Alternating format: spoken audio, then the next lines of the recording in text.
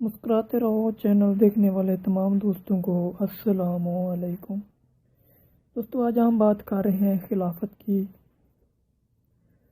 خلافت ایسی ہوتی ہے، حضرت عمر بن عبدالعزیز کے پاس زکوٰۃ کا مال آتا ہے، فرمانے لگے غریبوں میں تقسیم کر دو۔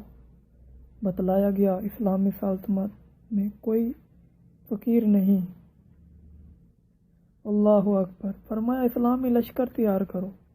بتلایا گیا اسلامی لشکر ساری دنیا میں گھوم رہے ہیں۔ فرمایا نوجوانوں کی شادیاں کر دو۔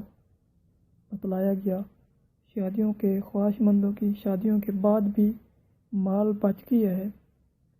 فرمایا اگر کسی کے ذمہ قرض ہے تو قرض ادا کر دو۔ قرض ادا کرنے کے بعد بھی مال بچ جاتا ہے۔ فرمایا دیکھو یہودی اور عیسائیوں میں سے کسی پر قرض ہے تو وہ قرض ادا کر دو۔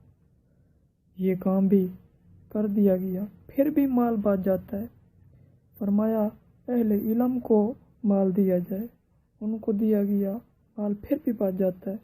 فرمایا اس کی گندم خرید کر پہاڑوں کے اوپر ڈال دو، مسلم سلطنت میں کوئی بھوکا نہ رہے۔ اللہ اکبر۔